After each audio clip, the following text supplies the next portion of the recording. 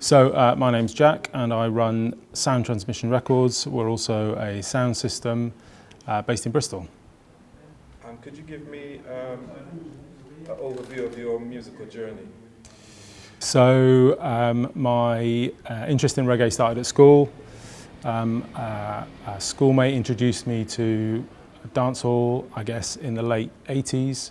So that was King Jammy's studio and Anchor, so Gussie Clarke, and artists like Shabba Ranks, Cutty Ranks, and the Dennis Brown, Gregory Isaacs combinations that were going on at the time, absolutely killer. And then some of the British stuff, Asher D, Daddy Freddie, that whole kind of scene,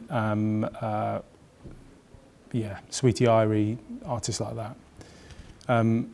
Fast forward a few years, moved to London, South London, Lewisham sort of area. Checked for sounds. There was Saxon, Shaka, obviously, arts and crafts and all that, but also the big deal for me was Abashanti. A friend, big up Nicole, took me to the Arches in Vauxhall, blew my mind, and I've been hooked ever since. You know, sound system is what I wanted to be involved in, and I've been kind of involved ever since. What was the first record that you ever bought? You said your school friend introduced you.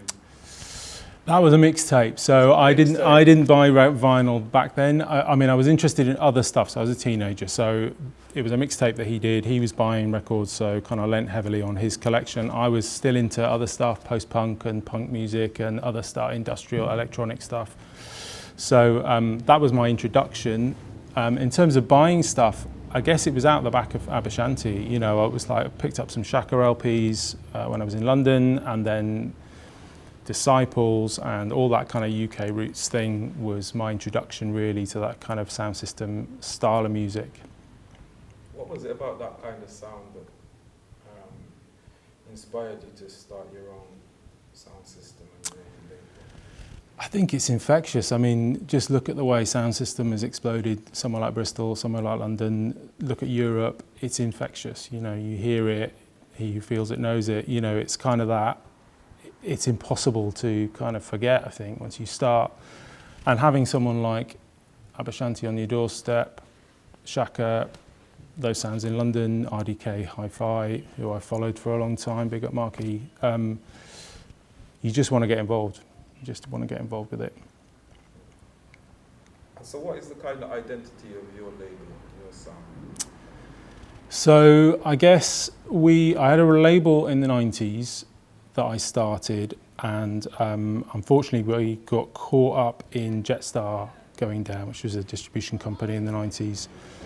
And SRD at the time wouldn't take our release because it was too close to their Dubhead series. And that's how I met Liam, Partial Records, back in the 90s. And I guess I felt at that time, towards the end of the 90s, that kind of UK sound had sort of run its course. It had become really formulaic. Everyone was doing the same thing. And I got just a bit disillusioned with it, as a few other people did. Russ Disciple moved into more yard stuff. That was exploding as well, all the Exterminator and, you know, all of those kind of labels coming out. And I sort of shifted focus away from the UK stuff back towards yard sounds, and eventually I started looking further back into the 80s, which is where I started from, and that's formed what I do with the label now, which is a very much a kind of digital era label. Some roots themes, but a kind of, definitely a digital era style label.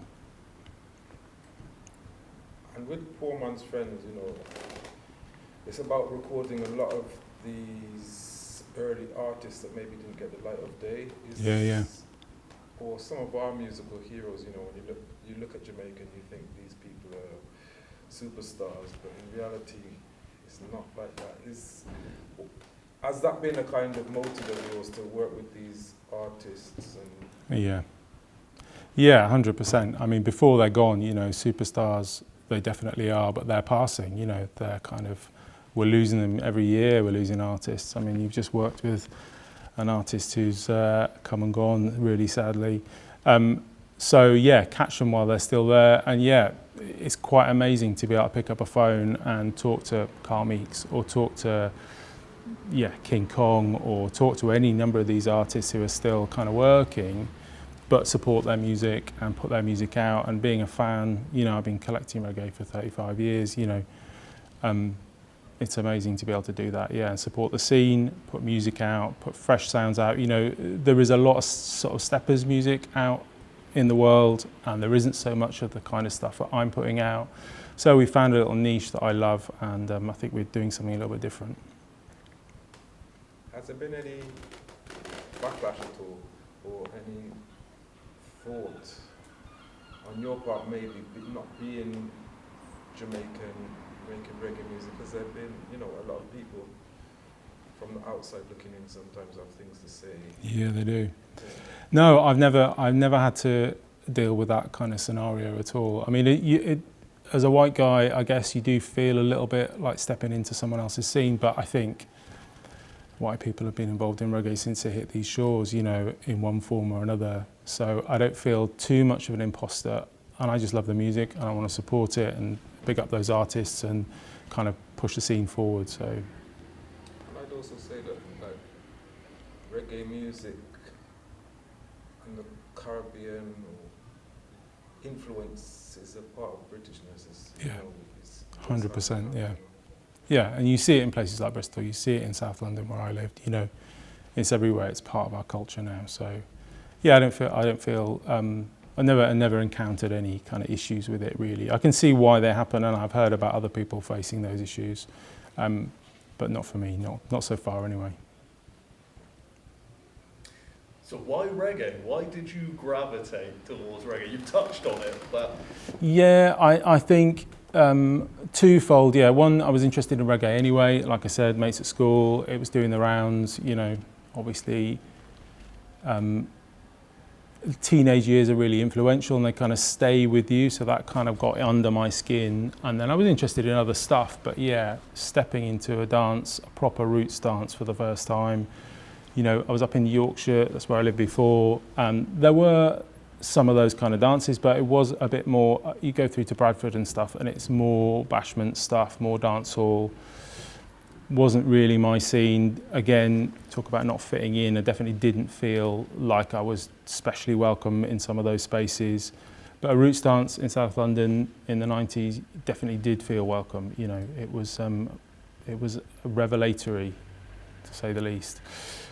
And I've also always been interested in sort of deep digital sounding music. So I think that was another part of it as well, the kind of sounds that were being produced by Disciples, by Alpha and Omega, by Joe Warrior, all those kind of UK-based artists really spoke to me, and the weight of the bass line and all of that kind of stuff, it's just infectious.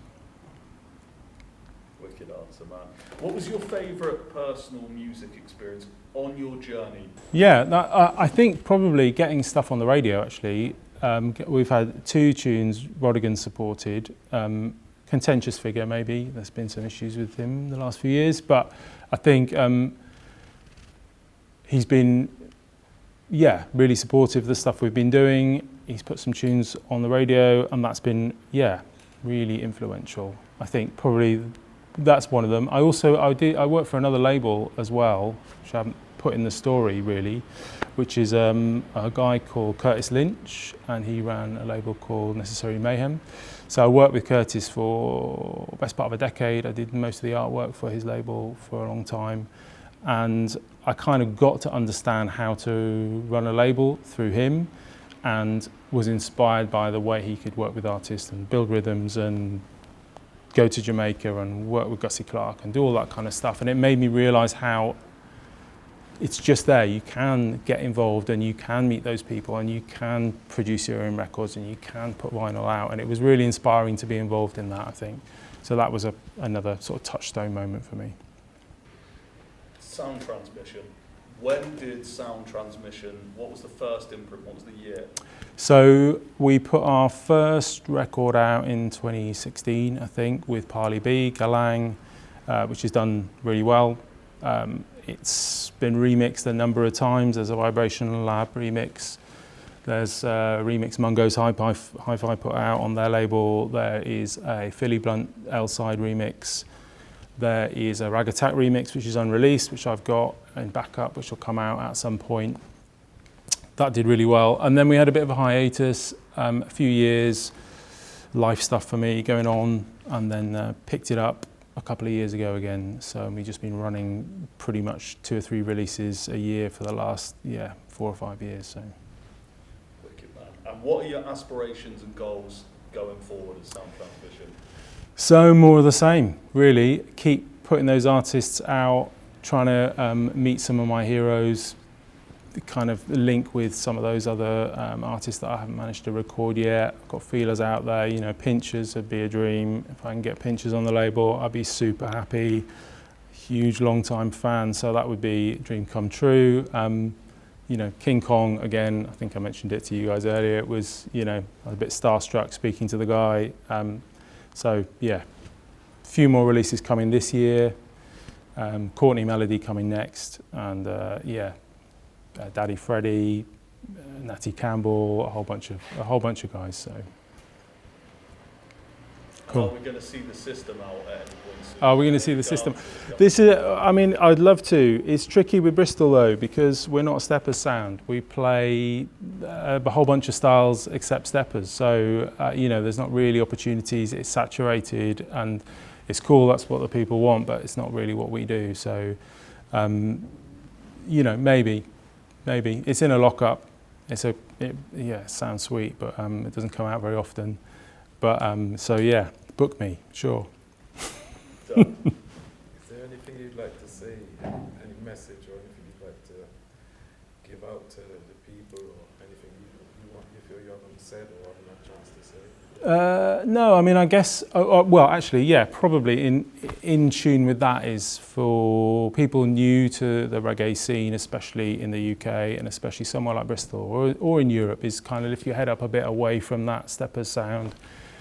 It's awesome, it's amazing. You know, the imprint was laid down by Disciples and, you know, Iration, Mark doing his Year 3000 style and all that stuff, and King Earthquake, and the kind of baton's been passed, but there are other things out there. The reggae is a rich area of music. There's so much there.